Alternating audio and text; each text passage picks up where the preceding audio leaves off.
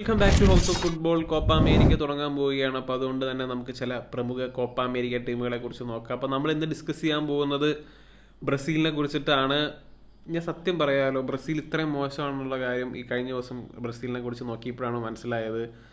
അവർ വളരെ മോശം ഫോമിലാണ്. അവരുടെ വേൾഡ് കപ്പ് ക്വാളിഫിക്കേഷനിലേക്കൊക്കെ നോക്കിക്കഴിയുമ്പോൾ 3 മത്സരങ്ങൾ അവർ പരാജയപ്പെട്ടിരുന്നു. അതുപോലെ തന്നെ റീസെൻ്റ്ലി ഉള്ള റിസൾട്ട് നോക്കിക്കഴിഞ്ഞാൽ 2 ഡ്രോയും 1 വിജയമൊക്കെയാണ്. അപ്പോൾ it's not looking good for Brazil എന്ന് തന്നെ പറയാം. അതുപോലെ തന്നെ മാനേജർ സിറ്റുവേഷനിലേക്ക് നോക്കിക്കഴിയുമ്പോൾ കാർലോ ആഞ്ചലോട്ടി ഈ കൊല്ലമൊക്കെ ചാർജ് എടുക്കുമെന്നുള്ള തരത്തിലൊക്കെ ആയിരുന്നു കഴിഞ്ഞ കൊല്ലം പറഞ്ഞുകൊണ്ടിരുന്നത്. അപ്പോൾ അതിൻ്റെ ഒരു ഹൈപ്പൊക്കെ ഉണ്ടായിരുന്നു. ബ്രസീലിയൻ താരങ്ങൾ അദ്ദേഹത്തെ ബ്രസീലിലേക്ക് കൊണ്ടുവരാൻ ശ്രമിക്കുന്നു എന്നുള്ള രീതിയിലൊക്കെ പറഞ്ഞു. അപ്പോൾ അങ്ങനെ വലിയ രീതിയിൽ ആ ഒരു ഹൈപ്പ് ഉണ്ടായിരുന്നു. പക്ഷെ അതിനുശേഷം അദ്ദേഹം റെയിലിൽ തന്നെ നിൽക്കാൻ തീരുമാനിച്ചു. അപ്പോൾ അതുപോലെ ബ്രസീലിനാണെങ്കിൽ ടിറ്റയ്ക്ക് ശേഷം ഇതിപ്പോൾ 3ാമത്തെ മാനേജറാണ്. റാമോൻ മെനേസസ് എന്ന് പറഞ്ഞൊരു മാനേജർ വന്നിരുന്നു. അതിനുശേഷം ഫെർണാൻഡോ ഡിനീസ് വന്നിരുന്നു. അതിനുശേഷമാണ് ഇപ്പോൾ ഡോർവിയൽ ജൂനിയർ എന്ന് പറയുന്ന മാനേജർ വന്നിട്ടുള്ളത്. അദ്ദേഹത്തിൻ്റെ മാനേജീരിയൽ കരിയർ നോക്കിക്കഴിഞ്ഞപ്പോൾ ഞെട്ടിപ്പോയി എന്നുള്ളത് തന്നെയാണ്. 2002 അദ്ദേഹം ഒരു മാനേജറായിട്ട് ആദ്യത്തെ മാനേജീരിയൽ ജോബ് ഏറ്റെടുക്കുന്നത്. അതിനുശേഷം ഇപ്പോൾ 2024 ഈ കഴിഞ്ഞ 22 വർഷത്തിനിടയ്ക്ക് അദ്ദേഹം 26 ടീമുകളെ പരിശീലിപ്പിച്ചിട്ടുണ്ട്. 26ാമത്തെ ടീമാണ് ബ്രസീൽ. അപ്പോൾ ഒന്ന് ആലോചിച്ച് നോക്കിയാൽ മതി. ഒരു കൊല്ലം 2 തവണയൊക്കെ അദ്ദേഹം മാനേജർ ജോബൊക്കെ മാറിയിട്ടുണ്ട്. ജസ്റ്റ് ഒന്ന് വിക്കിപീഡിയയിൽ നോക്കിയാൽ മതി. സാക്ക് ഫയർഡ് ഇങ്ങനെയുള്ള രീതിയിലൊക്കെയാണ് കിടക്കുന്നത്. അപ്പോൾ അദ്ദേഹം ബ്രസീലിയൻ ടീമുകളെ മാത്രമേ പരിശീലിപ്പിച്ചിട്ടുള്ളൂ. അപ്പോൾ അങ്ങനെ ബ്രസീലിൽ കടന്ന് ഒത്തിരി നാൾ അങ്ങോട്ടും ഇങ്ങോട്ടൊക്കെ പോയി പരിശീലിപ്പിച്ചിട്ടുള്ള ഒരു മനുഷ്യനാണ്. അതിനുശേഷമാണ് അദ്ദേഹത്തിന് ഇങ്ങനെ വലിയൊരു ജോബ് കിട്ടിയത്. എങ്ങനെയാണ് അദ്ദേഹം ഈ ജോബ് ലാൻഡ് ചെയ്തതെന്നുള്ള കാര്യം പോലെ ശരിക്കും പറഞ്ഞാൽ ഒരു അത്ഭുതമാണെന്ന് തന്നെ പറയാം. എനിക്കത് ഒട്ടും മനസ്സിലാവുന്നില്ല. മാത്രമല്ല 22 കൊല്ലത്തിനിടയ്ക്ക് 26 ജോബുകൾ ഏറ്റെടുത്ത ഒരു മാനേജറിൻ്റെ ടാക്ടിക്സും പ്ലേയിങ് സ്റ്റൈലും ഫിലോസഫി എന്താണെന്നുള്ള കാര്യം പോലും നമുക്ക് ശരിക്കും പറഞ്ഞാൽ യാതൊരു ഐഡിയ ഇല്ല എന്നുള്ളതാണ്. ഇപ്പോൾ റീസെൻ്റ്ലി ഉള്ള അദ്ദേഹത്തിൻ്റെ ലൈനപ്പൊക്കെ നോക്കിക്കഴിഞ്ഞാൽ അദ്ദേഹം 4-2-3-1 കളിപ്പിച്ചിട്ടുണ്ട്. അതുപോലെ 4-3-3 കളിപ്പിച്ചിട്ടുണ്ട്. അതുപോലെ നമുക്ക് ടീമിലേക്ക് നോക്കിക്കഴിഞ്ഞാൽ ഗോൾ കീപ്പിങ്ങിൽ കളിക്കാൻ പോകുന്ന ആലിസൺ ആണ്. എഡേഴ്സിന് ഇപ്പോൾ ഇഞ്ചുറി വന്നിട്ടുണ്ട്. പിന്നെ ആലിസൺ ആണെങ്കിൽ കഴിഞ്ഞ സീസണിൽ ലിവർപൂളിനൊപ്പം കുറച്ച് മത്സരങ്ങളൊക്കെ അദ്ദേഹത്തിന് ഇഞ്ചുറി ആയിരുന്നു. പക്ഷേ ആലിസൺ നമുക്കറിയാൻ വേണ്ടിയുള്ള പ്ലെയർ ആണ്. അപ്പോൾ ആലിസൺ റീപ്ലേസ് ചെയ്യാൻ മാത്രം വേറെ ആരും അവിടെ ഇല്ല. അപ്പോൾ അതുകൊണ്ട് ആലിസൺ തന്നെയാണ് അവിടെ ഗോൾ കീപ്പിങ്ങിലുള്ളത്. പിന്നെ ഡിഫൻസിലേക്ക് വരുമ്പോൾ സെൻട്രൽ ബാക്കിൽ അത്യാവശ്യം സ്ക്വാഡ് ഡെപ്ത് ഒക്കെ ഉണ്ടെന്ന് പറയാം. എഡർ മിലിറ്റാവും ഉണ്ട്.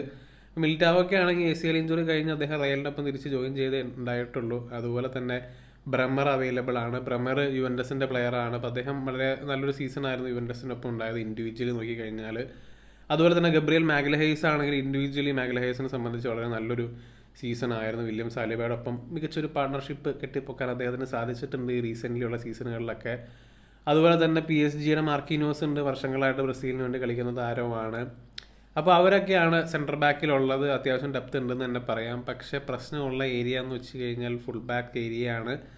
അവിടെ എക്സ്പീരിയൻസിൻ്റെയും ക്വാളിറ്റിയുടെയും ഒക്കെ കുറവുണ്ട്. ഇപ്പോൾ അത്യാവശ്യം ക്വാളിറ്റി ഉള്ളൊരു പ്ലെയറാണ് യാൻ കൗട്ടോ. ഈ സീസണിലേക്ക് വന്നപ്പോൾ ജിറോണയ്ക്ക് വേണ്ടി മികച്ച പ്രകടനമാണ് അദ്ദേഹം കാഴ്ചവെച്ചത്. അസിസ്റ്റൊക്കെ നേടാൻ സാധിച്ചിട്ടുണ്ട്. ഭാവിയിൽ സിറ്റിയിലൊക്കെ ജോയിൻ ചെയ്യാൻ സാധ്യതയുള്ളൊരു പ്ലെയറാണ്. അതുപോലെ ലെഫ്റ്റ് ബാക്കിലേക്ക് വരുമ്പോൾ അവിടെ ഗുൽഹർമി അരണ എന്ന് പറഞ്ഞ പ്ലെയറാണ്.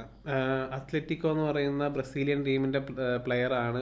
ഇൻഡെപ്തായിട്ടൊന്നും അറിഞ്ഞുകൂടാ. അപ്പോൾ ആ ഒരു പ്ലെയറാണ് ലെഫ്റ്റ് ബാക്ക് ഏരിയയിലുള്ളത്. അതുപോലെ ലോഡ് ഡനീലോ ഒക്കെ ഇപ്പോഴും ഉണ്ട് ബ്രസീലിന് വേണ്ടി. അദ്ദേഹം കളിക്കുന്നുണ്ട് എന്നുള്ളത് തന്നെയാണ്. പിന്നെ മിഡ്ഫീൽഡിലേക്ക് വരുമ്പോൾ അവിടെ തീർച്ചയായും സ്റ്റാർട്ട് ചെയ്യാൻ പോകുന്നൊരു പ്ലെയർ എന്ന് വെച്ച് കഴിഞ്ഞാൽ ബ്രൂണോ ഗുമേറസ് ആണ്. അപ്പോൾ അദ്ദേഹം ടോപ്പ് ക്ലാസ് പ്ലെയർ ആണെന്നുള്ള കാര്യം നമുക്കറിയാം. പല വലിയ ക്ലബ്ബുകൾ അദ്ദേഹത്തിന് വേണ്ടി നോട്ടിട്ടിട്ടുണ്ട്. മിക്കവാറും ഈ സീസണിലൊരു ബിഗ് മണി മൂവ് നടത്താൻ സാധ്യതയുള്ളൊരു പ്ലെയറാണ്.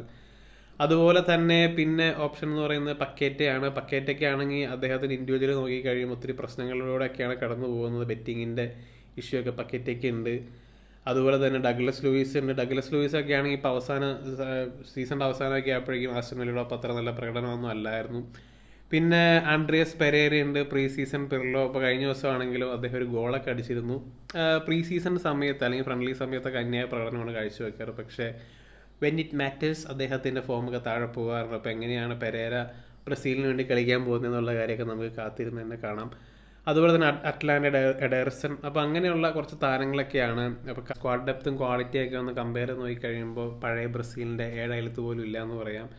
പിന്നെ അറ്റാക്കിലേക്ക് വരുമ്പോൾ അവിടെ ഉള്ളത് തീർച്ചയായും ടാലിസ്മാൻ ആയിട്ടുള്ള വിനീഷ്യസ് ആണ്. വിനീഷ്യസും റോഡ്രിഗോ ഡ്യൂയോ ആണ്. അവരിൽ നിന്നും ഒത്തിരി പ്രതീക്ഷിക്കുന്നുണ്ട്. റയൽ മാഡ്രിഡിൻ്റെ ഒപ്പം മികച്ച സീസൺ കഴിഞ്ഞിട്ടാണ് ഇവർ രണ്ടുപേരും വരുന്നത്. അതുപോലെ തന്നെ നെയ്മാർ ഇല്ല എന്നുള്ള കാര്യം നമുക്കറിയാം. അപ്പോൾ അതുകൊണ്ട് ബാറ്റൺ ഇപ്പോൾ വിനീഷ്യസിൻ്റെ കയ്യിലാണ് ടീമിനെ മുന്നോട്ട് കൊണ്ടുപോകുക എന്നുള്ള കാര്യം.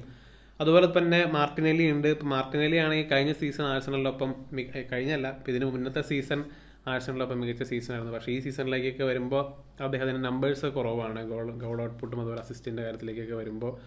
പിന്നെ റിച്ചാർലിസണൊന്നും ഇല്ല എന്നുള്ളതാണ്. കഴിഞ്ഞ വേൾഡ് കപ്പിൽ വണ്ടർ ഗോളുകളൊക്കെ അടിച്ചു കൂട്ടിക്കൊണ്ടിരുന്ന ഒരാളാണ് റിച്ചാർലിസൺ. പക്ഷേ അദ്ദേഹത്തിന് ഇഞ്ചുറിയാണ്. പിന്നെ എൻട്രിക് ഉണ്ട്, റഫീഞ്ഞ ഉണ്ട്, പിന്നെ ഒരു സ്റ്റാർ ബോയ് എന്ന് പറയാൻ പറ്റിയ ഒരു പ്ലെയർ ഉണ്ട് ജിറോണയ്ക്ക് വേണ്ടിയിട്ട് മികച്ച പ്രകടനം പുറത്തേക്ക് എടുത്ത സാവിയോ ഈ സീസണിൽ 9 ഗോളും 10 അസിസ്റ്റും ജിറോണയ്ക്ക് വേണ്ടി നേടിയിട്ടുണ്ട്. അപ്പോൾ സാവിയോ കൗട്ടോ ഡ്യുവോ എന്തായാലും ബ്രസീലിന് വേണ്ടി എന്തെങ്കിലുമൊക്കെ ചെയ്യുമോ ഇല്ലയോ എന്നുള്ള കാര്യമാണ് നമ്മൾ ഹൈലൈറ്റ് ആയിട്ട് നോക്കുന്നത്. അപ്പോൾ ബ്രസീലിനെ സംബന്ധിച്ച് നോക്കിക്കഴിഞ്ഞാൽ അവരുടെ ഏറ്റവും ബെസ്റ്റ് ഫോമിലും എല്ലാം, അതുപോലെ തന്നെ സ്ക്വാഡ് ഡെപ്തിലേക്ക് നോക്കിക്കഴിഞ്ഞാലും കാര്യമായിട്ടുള്ള പ്രശ്നങ്ങളുണ്ട് എന്ന് പറയാം. അതുപോലെ മാനേജറിൻ്റെ സൈഡിലേക്ക് നോക്കിക്കഴിയുമ്പോൾ ഒട്ടും പ്രൂവൺ അല്ലാത്തൊരു മാനേജറുമാണ്.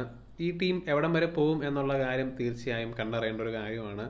അപ്പോൾ എന്താണ് നിങ്ങൾക്ക് ഫീൽ ചെയ്യുന്നതെന്നുള്ള കാര്യം തീർച്ചയായും കമൻ്റ് ആയിട്ടിടുക. മറ്റൊരു വീഡിയോയുമായി വീണ്ടും കാണാം.